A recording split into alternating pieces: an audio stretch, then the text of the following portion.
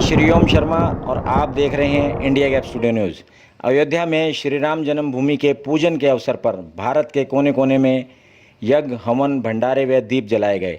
इसी कड़ी में राजधानी दिल्ली के शक्तिनगर के प्रेम नगर में स्थित शिव मंदिर में समाज सेवी चंद्रमोहन गोयल चुन्नू भाई के सानिध्य में प्रातः हवन का आयोजन किया गया और लड्डू बांटे गए।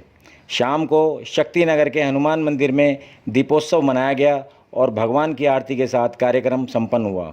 इस अवसर पर क्षेत्र के गणमान्य व्यक्तियों ने उपस्थित होकर कार्यक्रम की सराहना की और जय श्री राम का जयघोष किया। मैं श्रीओम शर्मा, रिपोर्टर महेश गर्ग के साथ।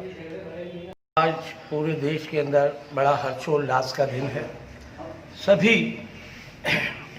सभी वर्गों के लोग, सभी जातियों के लोगों ने इसको बड़े हर्षोल्लास के साथ एक दिवाली के त्यौहार की तरह इसको मनाया है।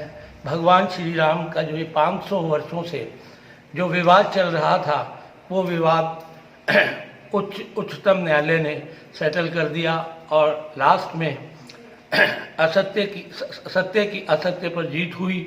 और आज पूरा भारतवर्ष, जिसमें लगभग 140 करोड़ लोग रहते हैं, सब ने इसका पूरा आनंद लिया। घर घर दीपक जलाए गए, खुशियाँ मनाई गई, मिठाइयाँ बांटी गई और शिव मंदिर धर्मशाला के अंदर हमारे महामंडलेश्वर Shri Vivek Sharma ji T Series fame द्वारा एक बहुत भव्य आयोजन किया गया, जिसमें समाज के सभी प्रतिष्ठित लोगों ने हिस्सा लिया। बड़े अच्छे ढंग से, विधि विधान से उस हवन में सभी लोगों ने हिस्सा लिया। प्रसाद वितरण का प्रोग्राम हुआ और आज हनुमान मंदिर कमेटी के शक्तिनगर में आज हम सभी लोग, नए सुधीर गोयल, श्री अशोक गुप्ता जी, श्री रमेश अग्रवाल जी नरेले वाले, श्री अजीत प्रकाश जी गुप्ता, श्री अरुण शर्मा जी और ख़ास तौर पे इसके आयोजक श्री विवेक शर्मा जी द्वारा आज दोबारा से इस उत्सव को बड़ी धूमधाम से मनाया जा रहा है। हमारा आज सभी लोगों का बहुत सौभाग्य है कि शक्तिनगर निवासी हमारे क्षेत्र के सभी गणमान्य आदमी आज सारे उपस्थित थे शिव मंदिर प्रेमनगर में। और एक बहुत बड़े आयोजन, हवन का आयोजन किया गया, जिसमें उसके बाद में फिर प्रसाद का वितरण हुआ और सभी लोगों ने बड़े हर्षोल्लास से उस प्रोग्राम को उसमें सम्मिलित हुए और आनंद लिया। और अभी शाम को दीप प्रज्वलित करके हम लोग सब एक जैसे दिवाली का उत्सव मनाते हैं, महादिवाली का पर्व हम इसको मना के हम ये अपने आप में गौरवान्वित कर रहे हैं कि जैसे बहुत हर्षोल्लास महसूस कर रहे हैं। आज सच्चाई तो हिंदुस्तान क्या पूरे विश्व में महापर्व बनाया जा रहा है। आज मंदिर का निर्माण शुरू हुआ, उस खुशी में बहुत धूमधाम से हवन किया गया। शक्तिनगर के मुख्य अतिथि काफ़ी लोग आए हुए थे और प्रसाद का वितरण हुआ और लोगों ने बहुत आनंदमय ढंग से ये आयोजन किया। समूचे विश्व में जो भी हिंदू आज के दिन हैं, उन सभी के लिए आज का दिन ऐतिहासिक है और भावपूर्ण है। उसका एक कारण है कि 500 वर्ष के संघर्ष के बाद हम सभी के आराध्य प्रभु श्री राम लला जी टेंट से निकलकर भव्य मंदिर की ओर आगमन कर रहे हैं। और उसी अनुरूप जिस प्रकार वनवास काटकर अयोध्या प्रभु आए थे, तो अयोध्या वासियों ने दीपावली मनाई थी, उसी भाव को हृदय में धारण करके पूरा भारतवर्ष और विशेषकर हिंदू धर्म आज दीपावली की तरह इस ऐतिहासिक और गौरवपूर्ण दिन को बना रहा है। क्योंकि हम वो सौभाग्यशाली पीढ़ी हैं जिन्होंने 500 वर्ष के बाद हिंदू धर्म की पुनर्स्थापना के गौरव को अपनी आंखों से देखा है। कुछ बाबरी मस्जिद से रिलेटेड जो समुदाय रहे हैं, उनके पक्षकार जो रहे हैं, वो शुरू से यही कहते आ रहे थे कि वहाँ पे बाबरी मस्जिद ही रहेगी और वही बनेगी। तो उस विषय में आप क्या कहना चाहेंगे? उनके लिए आपका क्या कहना है? आपके सवाल में आपका जवाब है। आपने प्रश्न पूछा कि कुछ मुस्लिम ये चाहते हैं कि वहां बाबरी मस्जिद ही दोबारा बने, उसका नामकरण बाबरी मस्जिद के नाम से ही हो।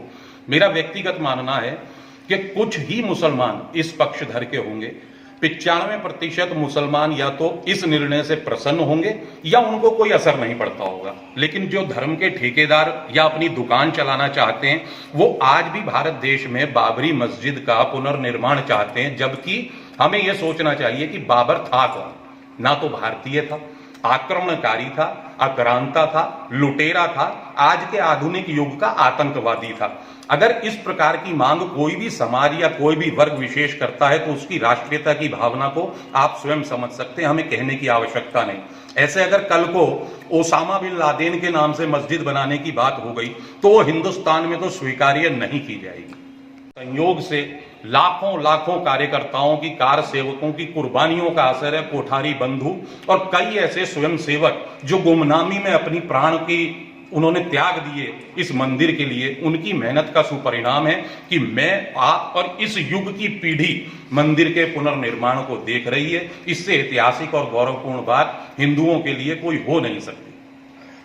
बहुत बड़ी बात है कि कोरोना जैसा संक्रमण चल रहा है, उस दौरान बहुत से जिनकी अंदर से इच्छा थी अयोध्या जाने की और वो वहाँ तक नहीं जा पाए हैं, उन्होंने अपने मन पे, दिल के ऊपर पत्थर रख के सिर्फ लाइव टीवी पे ही देखना अपना वो समझा।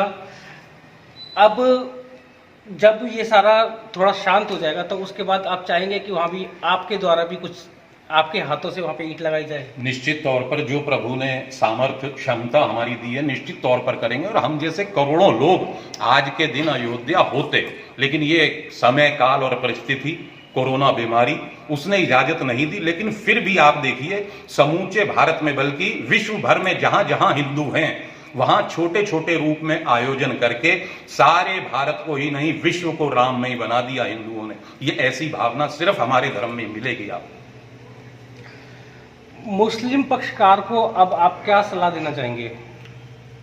सलाहकार तो मुस्लिम पक्षकारों को हम कुछ नहीं दे सकते क्योंकि सलाहकार नहीं है, लेकिन कोर्ट ने उनको 5 एकड़ भूमि दी है। मेरी ये सलाह विशेषकर उन लोगों से है जो आज भी बाबर के नाम पर मस्जिद बनाना चाहते हैं। अगर मुस्लिम ही नाम रखना है तो डॉक्टर APJ अब्दुल कलाम क्यों नहीं? उनको अपनी सोच पर, अपनी नीयत पर नियंत्रण रखना चाहिए और जिस देश में पीढ़ी दर पीढ़ी वो रह रहे हैं उस देश का एहसानमंद होना चाहिए, वफादार होना चाहिए।